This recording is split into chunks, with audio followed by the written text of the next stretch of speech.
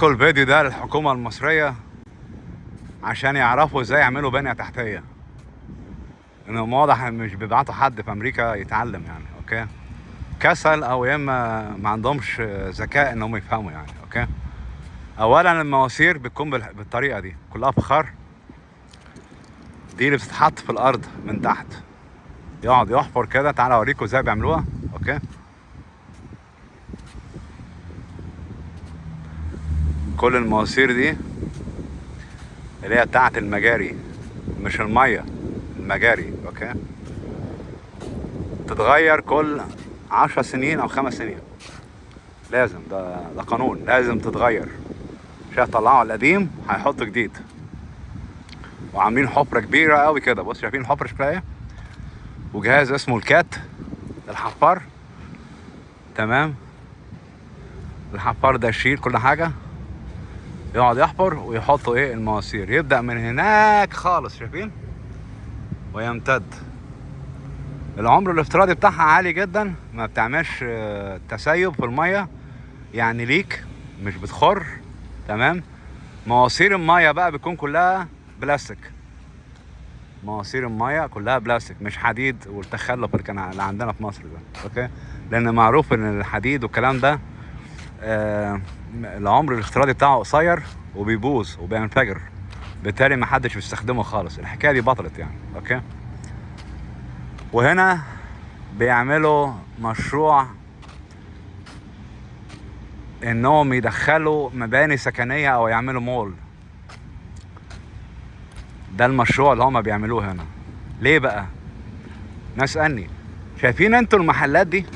هقول لكم ليه بيعملوا الحاجات دي. اوكي، شايفين انتوا المحلات دي؟ تعال نتفرج. المحلات دي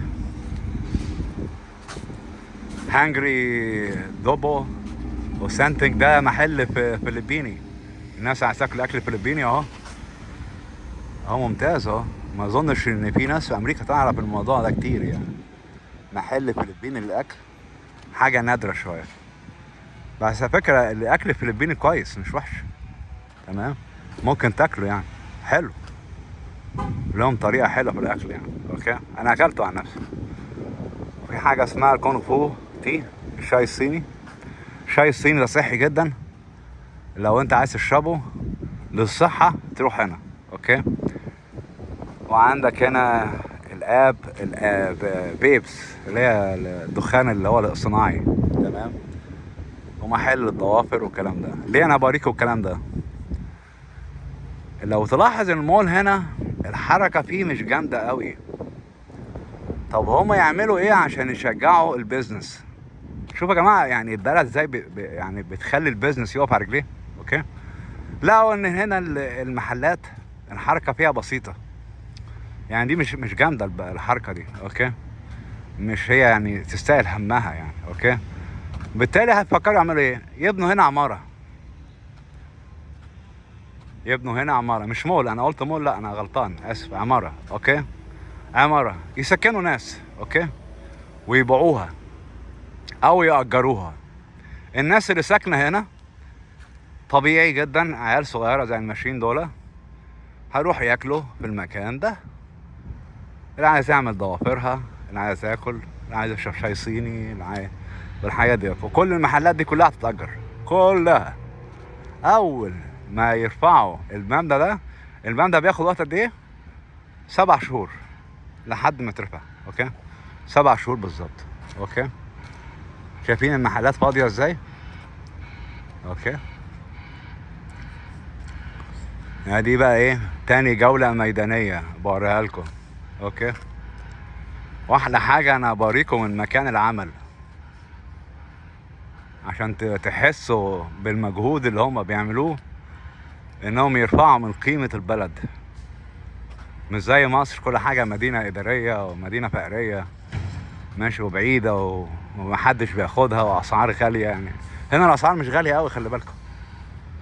هنا الاسعار مش غالية قوي يعني. ممكن اي حد عايز تأجر محل، متهيألي المحل هنا $5000 تقريبا تأجيره يعني. اوكي، $5000 في الشهر.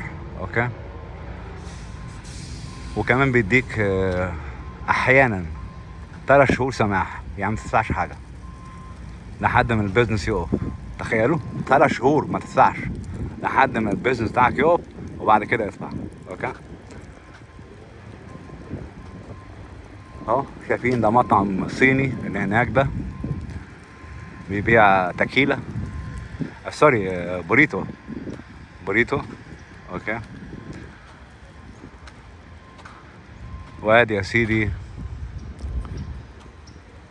المشروع اللي احنا بنتكلم عليه. عايز اعرف التكاليف بتاعته شكلها ايه بالمقارنة بالتكاليف بتاعت مصر. اوكي نفسي يا اخي حد في الحكومة يشوف الحاجات دي ويفهم. اوكي ده احنا يعني دولة متأخرة فعلا. اوكي اهو عايز اقف في حتة عالية شوية عشان اصور براحتي. اوكي هطلع من المكان ده واعدي الناحية التانية. اوكي هو ممنوع اعدي عليه يعني، خلي بالكم. بس يعني الرود كلوز. اوكي طبعا لما يكون الرود كلوز معناها ما اقدرش، بلاش اعدي لا يزعلوا مني وبتاع. اوكي بلاش. اوكي نحترم الناس. دي المكنة اللي بتخرم، تعمل اخرام في الارض. شايفينها ايه المكنة هناك دي خالص، بتدق خوابير في الارض عشان المونة والمسلح والكلام ده. طبعا هنا في امريكا بيستخدموا المونة والمسلح والحديد في القعدة، خلي بالكوا يعني. اوكي بعد كده يطلعوا بخشب، كله خشب، مفيش حاجة اسمها زلط ومونة والكلام، مفيش الكلام ده. الكلام ده غير معترف بيه في امريكا يعني، معنى صح اتلغى لان هو مكلف جدا. نمرة 1. نمرة 2 مش سريع. نمرة 3 السعر هيكون غالي قوي للشقة. لو انا تلاحظوا معايا ان البلد الوحيدة اللي حافظت على اسعار عقارات ما بتغلاش كتير قوي هي امريكا. يعني اسعار العقارات يعني اللي انا لاحظته في يعني يوم ما تزيد مثلا 40,000 50,000 بكتير قوي يعني، وبالك 50,000. يعني مثلا لو انت جبت شقة كان 150، بعد كام سنة تبقى 200,000 مثلا. مش زي مصر ال 150 يبقى مليون، لا مفيش الكلام ده. عمرها ما حصلت في امريكا ولا عمرها هتحصل. دي بيسموها برايس جاوش. برايس جاوش معناها ايه؟ برايس انفليشن، يعني انت بتنصب على الناس. اوكي مفيش الكلام ده. اوكي يعني كتير قوي الزيادة بتكون 25% 30% حاجة كده. بس مفيش حاجة اسمها زيادة 100%. 100% ممكن تحصل في حالة واحدة بقى بعد 30 سنة 40 سنة، ده شيء طبيعي طبعا. اوكي بس مش في 10 سنين او في 15 سنة يعني. اوكي تمام. طبعا انا احترمت القانون لان انا قاعد في امريكا، بحترم القانون، بالتالي هعدي من الناحية التانية. شايفين الرود هنا كلوز، مش عايز اعمل مشاكل معاهم. اوكي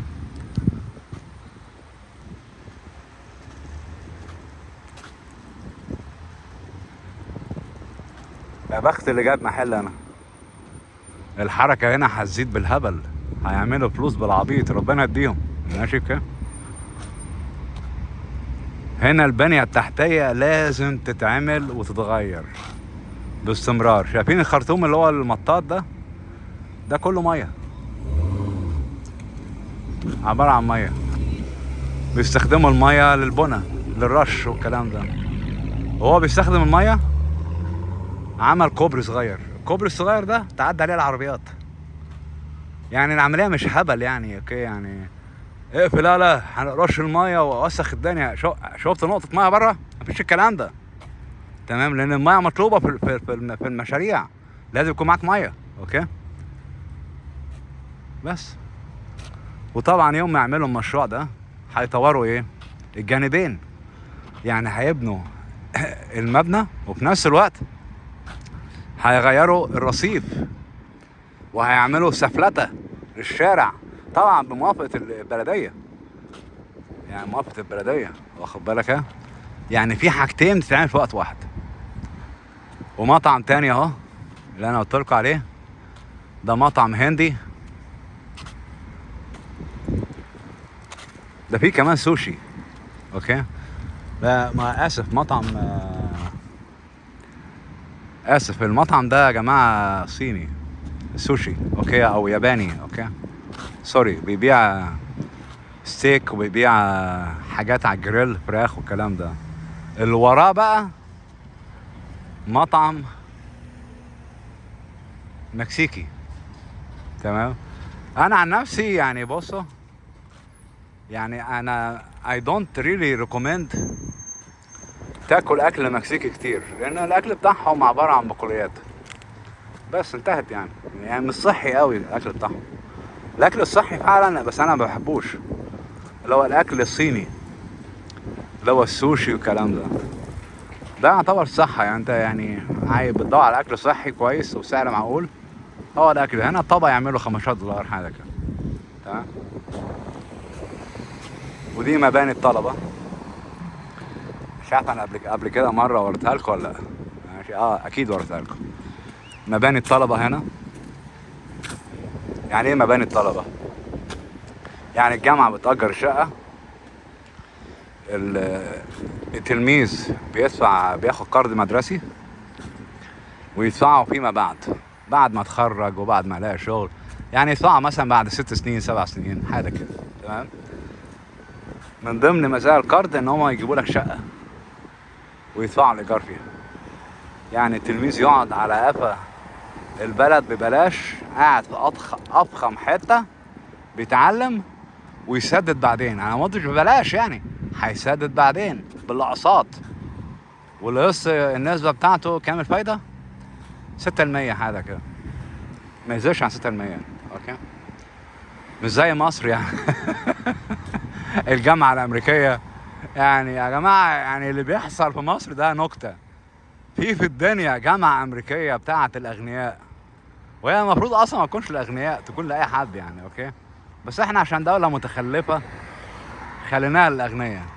في حد في الدنيا يرفع المصاريف الدراسية بتاعة الجامعة الأمريكية 7 أضعاف؟ بدل ما يدفع مثلا 250 مرة واحدة، دفع 750,000 جنيه في السنة. يعني 3 أضعاف 3 أضعاف، 300% زيادة معايا. وين بقى المزايا اللي بياخدوها؟ هل ممكن يجيبوا شقة؟ ولا هو لو جاب شقة يدفع إيجارها بنفسه؟ طبعا مفيش، ما أظنش يعني الجامعة الأمريكية هتبني شقق للطلبة نهائيا، لأنها أصلا في مصر. بس جامعة أمريكية جوه أمريكا يدوك الشقة ببلاش. هو ده الفرق. عشان كده العالم الأذكياء بقى، العالم الأذكياء يقول لك أنا ليه أعلم ابني في أمريكا في الجامعة الأمريكية؟ دي هتكون غالية. طب أنا أعلمه في أمريكا ذاتها، أبعته على تأشيرة دراسية. وأنا بنصح كل الآباء والأمهات والأسر، لو أنت عندك عيال وعندك طبعا يعني قدرة مادية، أكيد هتكون يعني مستريح ماديا عشان تعمل الموضوع ده، ابعت عيالك يتعلموا في أمريكا تأشيرة دراسية، بلاش تعلموا في الجامعة الأمريكية دي. ماشي، دي في الآخر طلعت نكتة يعني. أوكي، وأنا كده مروح. ولو تلاحظوا هنا الأتوبيس ده، شايفين الأتوبيس الكبير قوي ده؟ تمام. الأتوبيس ده مخصص لنقل الطلبة، هو أتوبيس هيئة النقل العام أهو اللي هناك ده، شايفينه؟ ده UCF University of Central Florida، UCF اليافطة بتاعته. من ضمن اللي داخل في المصاريف، انت مش شرط يكون معاك عربية. الأتوبيس بياخدك من بيتك للجامعة كل يوم. انت كل اللي تعمله ذاكر بس، ذاكر وانجح وجيب تقدير كويس، بس ادي كل اللي تعمله. متهيألي سهلة قوي يعني، سهلة قوي. ده ايه رأيكم بقى ان في القرض الدراسي احيانا بيدوك كارنيه تاكل ببلاش جوه الجامعة؟ والله العظيم تاكل يعني مش ببلاش، داخلة في المصاريف يعني. اوكي، تاكل ببلاش جوه الجامعة، ما لذ وطاب. وفي كمان محل بيصلح العجل. المحل اللي بيصلح العجل ده، انا عارفين الطلبه غلابه ما معهمش فلوس، اوكي. بالتالي هو بيركب بسكليته، يقوم عاملين ايه؟ يصلحوا العجل ببلاش للطلبه. واحد من بره الجامعه يرفضه. انا مره كنت وريت لكم العجله اللي عندي، صح؟ حاولت اخدها عندهم، قالوا لي لا انت مش الميزه عندنا، ده للطلبه بس. يعني شوف الامانه. يعني صاحب المحل امين، رفض ان هو يصلح لي العجله، قال لي ده للطلبه فقط لا غير. اوكي. طبعا اسعار خياليه، يعني رخيصه جدا جدا. تمام. وادي عامل مشروع اهو هما بيعملوه اللي انا بتكلم عنه. تعال اوريكم المشروع شكله ايه، صوره كده من جنب المحل اللي انا فيه ده. اوكي.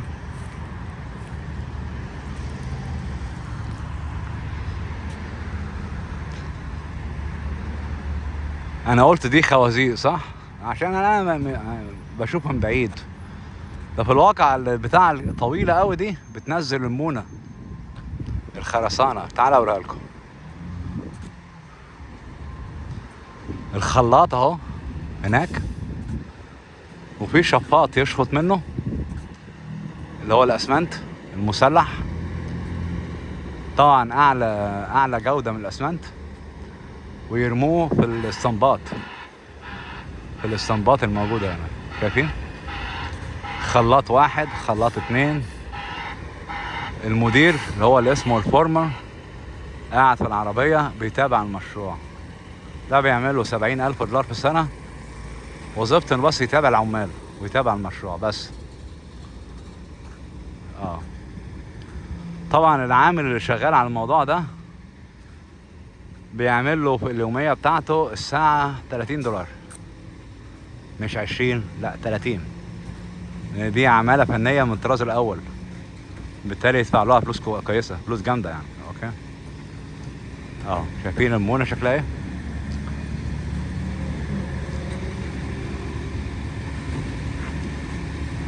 شايفين الهياكل اللي عاملينها للصبه؟ يقعد يصب اسمنت اسمنت اسمنت اسمنت لحد ما المدير العام او الفورمان يقول له وقف بزياده كده. بعد كده ياخدوا عينه يحللوها، جات الموافقه ابني، ما جاش الموافقه هد واعمل من اول جديد. اوكي. ودي الرمله اللي بيستخدموها في القعده. شايفينها الرمله دي؟ اوكي. دي الرمال اللي هم هيستخدموها في القعده. اوكي. كل الرمال دي كلها هتروح، هياخدوها حبه بحبه يعملوا بيها القواعد والاساس بتاع المشروع. اول ما يعملوا بيها القواعد والاساس بتاع المشروع، اوكي، يطلع البيوت كلها بالخشب. ممكن تكون عماره، مش بس صغير يعني. اوكي. ممكن تكون عماره. اوكي.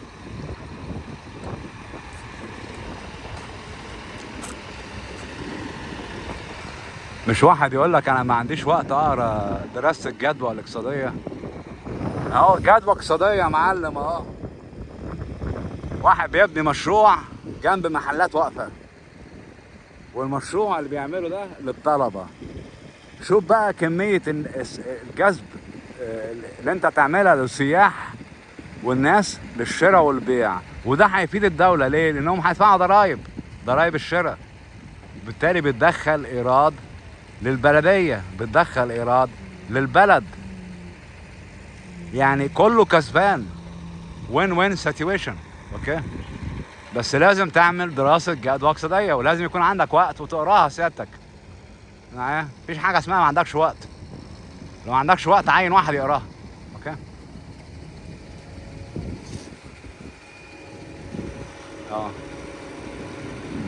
ده بيسموها بلامينج سيرفيس، شركه مجاري هي اللي بتصب الاسمنت. اوكي. انا عن نفسي اول مره اشوف الحكايه دي، بامانه والله. شايفين الجمال يا جماعه؟ شايف الماسوره الكبيره قوي دي؟ شايفين الاسمنت يصب هنا بالراحه، ويجي على الماسوره البيضه دي، يطلع في الماسوره اللي فوق دي ويصبوه في الاساس. انتهت. اصرف عشان تعمل فلوس، مش واحد يشيل قفة فيها اسمنت والكلام اللهبل ده. مش الكلام ده. والبتاع اللي على العمود دي لمهندس المساحة. مهندس المساحة، الناس اللي هي خارجين كلية المساحة في مصر، دي تعمل لك بالظبط في الساعة حوالي $50 حاجة كده. اوكي، اللي هو بيشوف مساحة الأرض وبيعمل النسب والتناسب عشان ما يحصلش غلط في الحدود وانت بتبني، لأن في حدود معينة لازم تعملها. هي وظيفته بيحافظ على حدود المبنى. وكل العربيات دي للعمال. وده بقى الكبانيه العظيم، تخش جوه تقضي حاجتك وانتهت. بورتابل تواليت. اوكي، بالليل في نور كشافات تمام. كل واحد جايب اكله وجايب الكولر عشان ياكل ويشرب والكلام ده.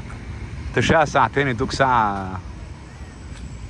يدوك ساعة راحة اسمها لانش بريك، اللي هي ساعة اللانش، تروح تاكل وترجع. تمام. انا مرة فاكر كنت شغال في مصر، كنت بحاول ازود دخلي وانا في الجامعة. الحيوان قال لي ايه؟ قال لي ما تدخنش سجارة قدامي.